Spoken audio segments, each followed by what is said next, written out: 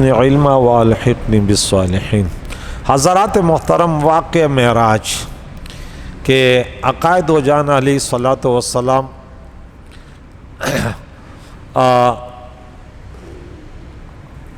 آدم علیہ السلام سے لے کر ابراہیم خلیل اللہ تک انبیاء سے ملاقاتیں اور ہم کلامی، پھر آگے اب بخاری کی حدیث مزید سنا دیتا ہوں کہ پیارا عقائد و جان 7ویں آسمان سے اوپر سدرۃ المنتہا پر جب پہنچے اور اللہ کریم کے نزدیک ہو گیا، پھر اور قریب ہوا حتیٰ کہ وہ آپ سے 2 کمانوں کے مقدار برابر ہو گیا۔ فَكَانَ قَابَ قَوْسَيْنِ أَوْ أَدْنَىٰ، اللہ اکبر، اس سے بھی زیادہ نزدیک ہو گیا۔ پھر اللہ کریم نے جو آپ پر وحی نازل فرمائی وہ وحی کی، یہاں کچھ باتیں پھر زیادہ، کیونکہ کچھ بات ایسی ہوتی وہ ذہن میں نہیں آتی، ٹھیک ہے نا، کہ اللہ کا ہمارا عقیدہ ہے، جو نصوص ہیں 1400 سال سے اہل سنت و جماعت، کہ اللہ کریم کا دیدار صرف ہمارے نبی کو نصیب ہوا، اور قیامت میں ہر مسلمان کو وجوہ یومئذ ناظرہ الی ربہا ناظرہ دیدار ہوگا۔ تو وہی فرمائے، اور آپ کی امت پر رات اور دن میں 50 نمازیں فرض کی، اور اس کے بعد پیارے عقائد و جہان واپس آئے تو موسیٰ علیہ السلام تک پہنچے۔ واپسی میں موسیٰ علیہ السلام سے بات چیت ہوئی تو کہنے لگے کہ یا محمد، آپ کے رب نے آپ کو کیا عطا کیا، کیا حکم دیا؟ پیارے عقائد و جہان نے فرمایا، پیارے اللہ کریم نے مجھے ہر روز یعنی دن اور رات میں 50 نمازیں پڑھنے کا حکم دیا ہے۔ حضرت موسیٰ علیہ السلام نے عرض کی کہ آپ کی امت اس کی کبھی بھی طاقت نہیں رکھ سکتی، 50 نمازیں نہیں پڑھ سکتی، آپ واپس جائیں تاکہ آپ کا رب آپ کی امت سے تخفیف کر دے۔ پھر پیارے عقائد و جہان نے حضرت جبریل کی طرف متوجہ ہوئے، گویا اس معاملے میں جبریل سے حضور نے مشورات طلب کیا۔ حضرت جبریل نے کہا ٹھیک ہے، اگر آپ پسند کریں تو آپ پھر اللہ کے حضور جائیں اور اپنے اس امت کی نمازوں کی تخفیف کریں۔ پیارے عقائد و جہان گیا اور کہا یا ہمارے رب، ہمارے لیے اس پہ تخفیف کریں، کیونکہ میری امت انتہائی کمزور ہے، وہ ان نمازوں کی طاقت نہیں رکھتی۔ کریم اللہ نے 10 نمازیں کم کر دی۔ پھر حضرت موسیٰ علیہ السلام کے پاس پہنچے تو موسیٰ علیہ السلام نے آپ کو پھر روک لیا۔ پھر موسیٰ علیہ السلام نے آپ کو بار بار آپ کے رب کے پاس بھیجتے رہے، حتیٰ کہ 5 نمازیں رہ گئیں۔ حضرت موسیٰ علیہ السلام نے آپ کو 5 نمازوں پر روک لیا اور کہا یا محمد علیہ السلام، خدا کی قسم میں اپنی قوم بنی اسرائیل کا اس سے کم نمازوں میں تجربہ کر چکا ہوں، وہ 5 سے کم نمازیں بھی نہ پڑھ سکے، اور ان کو ترک کر دیا۔ آپ کی امت کے اجسام، ابدان، قلوب، آنکھیں اور کان تو اس سے زیادہ کمزور ہیں، آپ پھر جائیں اور اپنے رب سے تخفیف کرائیں۔ پیارے عقائد و جہان ہر بار حضرت جبریل کے طرف متوجہ ہوتے تھے تاکہ وہ آپ کو مشورہ دیں۔ حضرت جبریل علیہ السلام نے اس کو ناپسند نہیں کیا اور آپ 5 بار پھر گئے اور عرض کیا، اے میرے رب، میری امت کی جسم، دل، کان اور بدن کمزور ہیں، آپ ہم سے تخفیف فرما دیجئے۔ رب کریم نے فرمایا یا محمد علیہ السلام، آپ نے فرمایا لبیک و سعدیک۔ اللہ کریم نے فرمایا میں نے لوح محفوظ میں جس طرح لکھ دیا ہے، میری اس قول میں تبدیلی نہیں ہوگی، لا تبدیل لکلمات اللہ۔ ہر نیکی کا 10 گنا اجر ہے، پس یہ لوح محفوظ میں 50 نمازیں ہیں اور آپ پر 5 نمازیں فرض ہیں۔ آپ حضرت موسیٰ علیہ السلام کی طرف لوٹے۔ حضرت موسیٰ علیہ السلام نے پوچھا آپ نے کیا کہا؟ آپ نے فرمایا ہمارے رب نے تخفیف کر دی اور ہمارے لیے ہر نیکی کا اجر 10 گنا کر دیا۔ حضرت موسیٰ علیہ السلام نے پھر فرمایا خدا کی قسم میں بنی اسرائیل کا اس سے کم نمازوں میں تجربہ کر چکا ہوں، انہوں نے اس سے کم نمازوں کو بھی ترک کر دیا تھا۔ آپ نے پھر اپنے رب کے پاس جائیں اور نمازوں میں بھی کمی کریں۔ آپ نے فرمایا اے موسیٰ علیہ السلام بخدا مجھے اپنے رب سے حیا آتی ہے۔ پھر اسی رات آپ واپس آ کر مسجد حرام میں سو گئے اور صبح بیدار ہوئے۔ یہ بالکل بخاری کی حدیث میں نے سنائی، ٹھیک ہے نا، حدیث نمبر 7517۔ امام بہقی کی روایت میں کہ ابو سعید الخدری رضی اللہ تعالیٰ عنہ ایک طویل حدیث کے آخر میں بیان کرتے ہیں کہ معراج کے صبح کو پیارے آقا دو جہان علیہ السلام نے اہل مکہ کو ان عجائبات کی خبر دی۔ آپ نے فرمایا میں گزشتہ رات بیت المقدس گیا اور مجھے آسمان کی معراج کرائی گئی اور میں نے فلاں چیزیں دیکھی۔ ابو جہل بن ہشام نے کہا کیا تم محمد صلی اللہ علیہ وسلم کی باتوں پر تعجب نہیں کرتے؟ اب انہیں ایک موقع ملا، بعض لوگوں کو موقع ملے وہ ویسے بھی اس کے تلاش میں ہوتے ہیں، اللہ اکبر۔ تو ان کا دعویٰ ہے کہ یہ گزشتہ رات بیت المقدس گیا اور صبح کو یہاں ہمارے ساتھ ہیں، حالانکہ ہم میں سے ایک شخص ایک ماہ کی مسافت طے کر کے بیت المقدس پہنچتا ہے اور پھر ایک ماہ کی مسافت طے کر کے یہاں واپس پہنچتا ہے۔ اچھا آج کل کے مسلمان ایسے مذاق اڑاتے ہیں، آپ نے اگر دیکھا ہوگا سوشل میڈیا پر انبیاء کے معجزات کا اور اولیاء کا کرامات کا اس انداز سے مذاق اڑاتے ہیں، اللہ کی پناہ، پتہ نہیں کیسے مسلمان ہیں۔ ایسے بدتمیز میں نے دیکھے کہ وہ تو معجزات کا بھی وہ اڑا لیتے ہیں، اللہ کی پناہ، اور دعویٰ اتنا کرتے ہیں کہ ہم سے کوئی بڑھ کر ہے نہیں، عوام کو برگلانے کی کوشش کرتے ہیں۔ ارے بھائی آپ بھی کرامت اور معجزہ کی تعریف کریں، پھر اس میں کیا مشکل ہے؟ جب اللہ کریم کا اللہ کریم ایک انسان کو یہ عزت دیتا ہے تو اس میں اللہ کے لیے کیا مشکل ہے؟ تو ابو جہل نے بھی یہ انداز کیا اور لوگوں کو اس پر برانگیختہ کرنا کہ اب ہمیں ایک موقع مل گیا۔ تو یہ کیسے ممکن ہے کہ ایک ماہ کی مسافت وہ رات میں گیا بھی اور واپس بھی آ؟ تو یہ آنا اور جانا 2 ماہ میں طے ہوتا ہے اور ایک رات میں جا کر واپس آ گیا۔ پھر آپ نے ان کو قریش کے قافلے کی خبر دی اور فرمایا میں نے جاتے وقت اس قافلے کو فلاں جگہ دیکھا اور جب میں واپس لوٹا تو میں نے اپنے اس قافلے کو فلاں گھاٹی کے پاس دیکھا ہے۔ پھر آپ نے قافلے میں جانے والے ہر شخص اور اس کے اونٹ کی خبر دی کہ وہ اونٹ اس طرح تھا اور اس پر فلاں سامان لدا ہوا تھا۔ ابو جہل نے کہا انہوں نے ہمیں کئی چیزوں کی خبر دی ہے۔ پھر مشرکین میں سے ایک شخص نے کہا مجھے بیت المقدس کی عمارت اور اس کی ہیئت اور اس کی کیفیت کا سب سے زیادہ علم ہے۔ اگر محمد علیہ السلام اپنے دعوے میں سچے ہیں تو اس کا بھی ابھی پتہ چل جائے گا، ہمیں اس کا امتحان لیتے ہیں۔ پھر اس مشرک نے کہا یا محمد علیہ السلام مجھے بیت المقدس کا سب سے زیادہ علم ہے، آپ مجھے اس کی عمارت، اس کی ہیئت اور پہاڑ سے اس کی قرب کے متعلق بتائے، پہاڑ کتنا دور ہے، یہ بیچ میں فاصلہ کتنا ہے۔ ایسے سوالات جو بظاہر عقل انسانی اس کو تسلیم نہیں کرتی۔ ہمیں اگر یہاں پوری زندگی یہاں رہ چکے ہیں نا، اب کوئی ہمیں بولے کہ یہ مسجد جو ہے نا گراؤنڈ کی کتنے قریب ہے مسافت، ہمیں کیا پتہ بھائی، ہم تھوڑی بتا سکتے کتنی وہ ہے۔ لیکن اللہ والوں کی شان الگ، پھر ہمارے نبی کی شان الگ۔ تب اللہ کریم نے بیت المقدس کو اٹھا کر آپ کے سامنے رکھ دیا۔ پھر جس طرح ہم کسی چیز کو دیکھتے ہیں آپ اسی طرح دیکھ کر بیت المقدس کے متعلق بیان فرما رہے تھے۔ آپ نے بتایا کہ اس طرح اس کی عمارت ہے اور اس کی اس طرح ہیئت ہے، کیفیت ہے، اور پہاڑ کی اس طرح قریب ہے۔ اس نے کہا آپ نے سچ کہا۔ پھر وہ اپنے ساتھیوں کے پاس گیا اور کہا محمد علیہ السلام اپنے دعوے میں سچے ہیں، لیکن پھر بھی اپنے ہٹ درمی، اپنے انا کے مسائل میں لگے ہوئے تھے۔ امام بہقی ایک اور روایت کرتے ہیں کہ اسماعیل بن عبد الرحمن قریشی بیان کرتے ہیں کہ جب حضور علیہ السلام کو معراج کرائی گئی اور پیارے آقا دو جہان نے اپنی قوم کو قافلہ کی علامتوں کی خبر دی تو انہوں نے کہا یہ قافلہ کب آئے گا؟ اب دیکھیں بھائی آپ کو حیدرآباد سے آ رہا ہے، کہلے ہم جو ہے نا بحریہ ٹاؤن سے گزرے تو ایک وہ گاڑی آ رہی، اب کوئی پوچھے کہ کتنے ٹائم میں گاڑی آئے گی، تو بھائی گاڑی تو دیر سے بھی آ سکتی، جلدی بھی آ سکتی ہے۔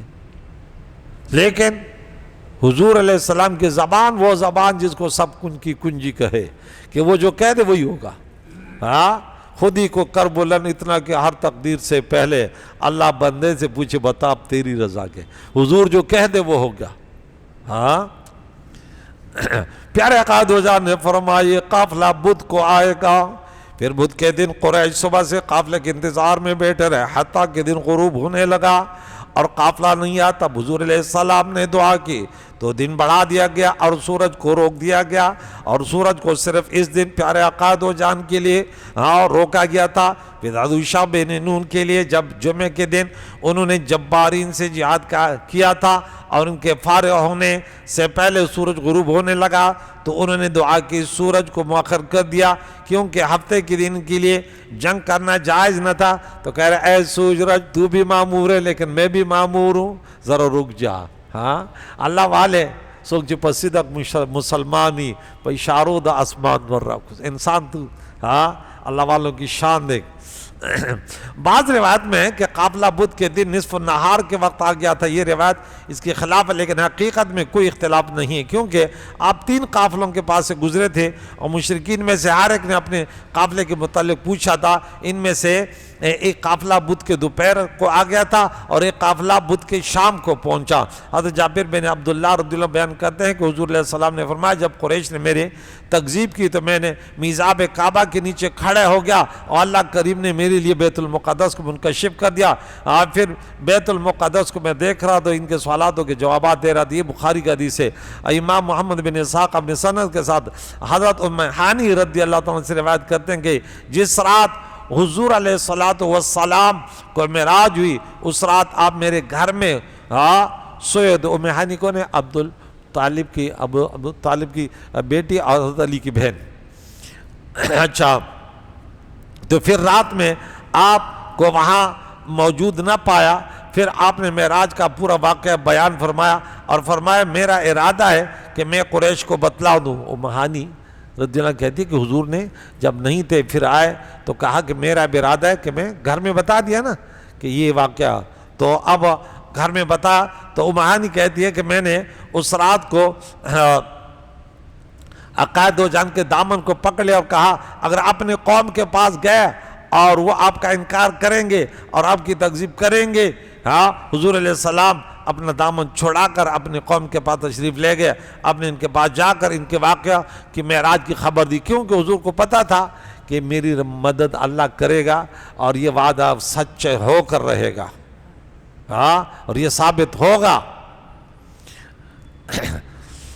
جبیر بن مطعم نے کہا یا محمد علیہ السلام اگر واقعی تم اس رات وہاں گئے ہوتے تو اس وقت ہمارے پاس نہ ہوتے. ایک شخص نے کہا یا محمد علیہ السلام کہ آپ نے فلاں جگہ ہمارے اونٹوں کو دیکھا تھا؟ آپ نے فرمایا ہاں اللہ کی قسم میں نے دیکھا تھا, ان کا ایک اونٹ گم ہو گیا تھا. یہ بھی آپ کو بتا دوں قافلے والوں کے اونٹ میں آتا ہوا گم گیا تھا, اور وہ اس کو ڈھونڈ رہے تھے. اس شخص نے کہا کیا ابنو فلاں کے اونٹ کے پاس سے گزرے تھے؟ آپ نے فرمایا ہاں میں نے ان کو فلاں جگہ دیکھا. ان کے سرخ رنگ کے اونٹ کی ایک ٹانگ ٹوٹ گئی تھی, ان کے پاس پیالے میں پانی تھا جس کو میں نے پی لیا تھا.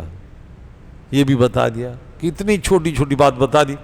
اس نے کہا اچھا بتائیے ان کی اونٹنیاں کتنی تھی اور ان کے چرواہے کون تھے؟ آپ نے فرمایا میں نے اس وقت ان کی گنتی کی طرف توجہ نہیں کی تھی. اس وقت میں اونٹ اور ان کے چرواہے آپ کے پاس حاضر کر دیے گئے. اللہ تعالیٰ کی طرف سے یہ علم عطا ہوا کہ کتنے, یہ بھی بتا دے. آپ نے اونٹوں کو گن لیا اور ان کے چرواہوں کو جان لیا. پھر آپ نے قریش سے فرمایا تم نے مجھ سے بنو فلاں کے اونٹوں کی تعداد اور ان کے چرواہوں کی گنتی کے متعلق پوچھا تھا. سنو ان کے اونٹوں کی تعداد اتنی ہے اور ان کے فلاں چرواہے ہیں, اور ان میں ابو قحافہ کے بیٹے حضرت ابو بکر صدیق رضی اللہ عنہ کے بھی چرواہے ہیں. اب دیکھیں اللہ والوں کی نگاہیں پر ایسے ہوتی ہے, اللہ فرماتا ہے میں ان کی آنکھیں بن جاتا ہوں, تو پھر ان کی نگاہیں بھی ایسی ہوتی ہیں کہ وہ دور کو بھی دیکھ لیتے ہیں.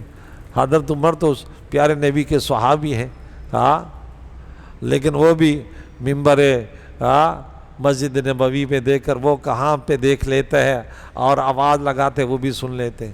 تو پھر نبی کی کیا شان ہے. تو بولا وہ یہ چرواہے تھے، یہ اونٹوں کی تعداد تھی، اور صبح یہ اونٹ وادی سنیا میں پہنچ جائیں گے۔ وہ لوگ صبح وادی سنیا دیکھنے کے لیے پہنچ گئے کہ آیا آپ نے سچ فرمایا یا نہیں۔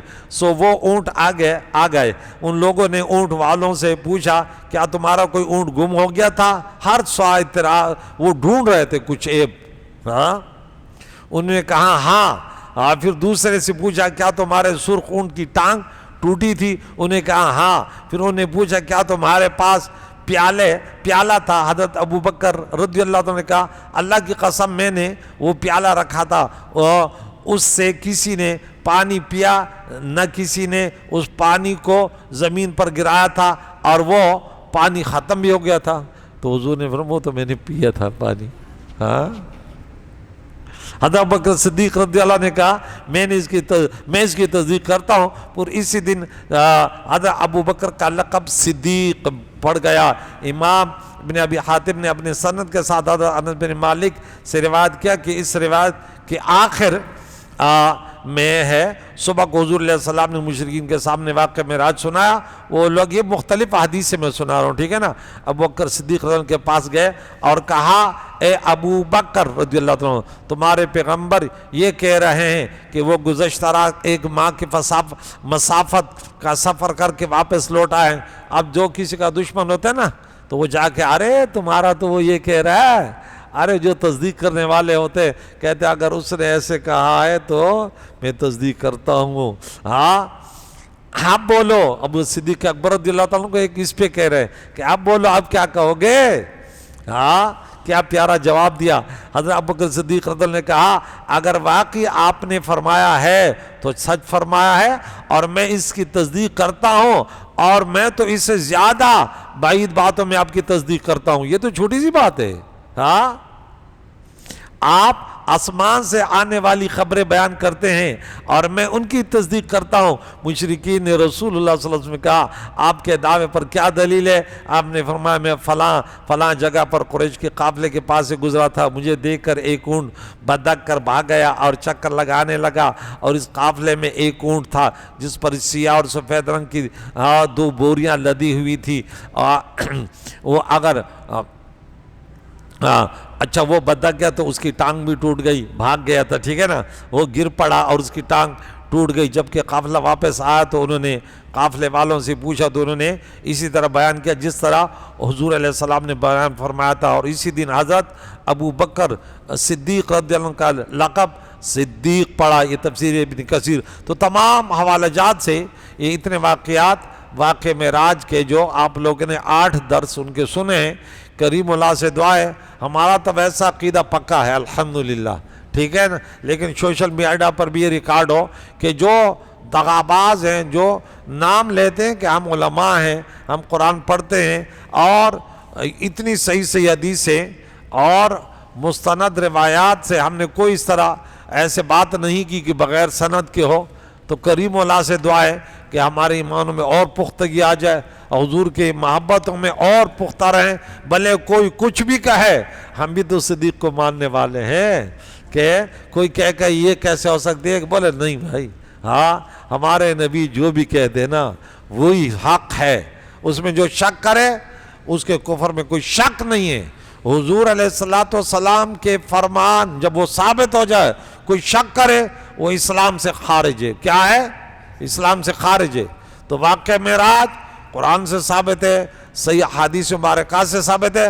اللہ کریم ہمیں مزید جو پیارے عقائد و جان کے معجزات ہیں ان کو سن کر اپنے دلوں کو مزید خوشی کہ ہمارے نبی کے اتنے بڑے بڑے معجزات ہیں، ماشاءاللہ زندگی گزر جائے گی لیکن یہ معجزوں کا تسلسل چلتا رہے گا۔ اس پیارے قرآن میں یہ پورا قرآن نبی کا معجزہ ہے، یا اللہ اس کو زندگی بھر سننے والے بنا دے۔ ایسا پیارا کلام کہ جب قبر میں جائیں گے تو اس کا نور ہوگا، محشر میں جائیں گے ایسا پیارا کلام کہ جس کی شفاعت کر لے تو اس کی شفاعت قبول ہوگی، جس کے خلاف ہو لیا تو اس کا مشکل میں وہ پھنس گیا۔ کریم اللہ تیری اس پیارے کلام کو پیارے نبی کے سنتوں کے مطابق جیسے حضور نے اس کی تشریح فرمائی، ہمیں اس کو سمجھنے، اس پر عمل کر کے دوسرے دنیا تک پہنچانے کی توفیق عطا فرما۔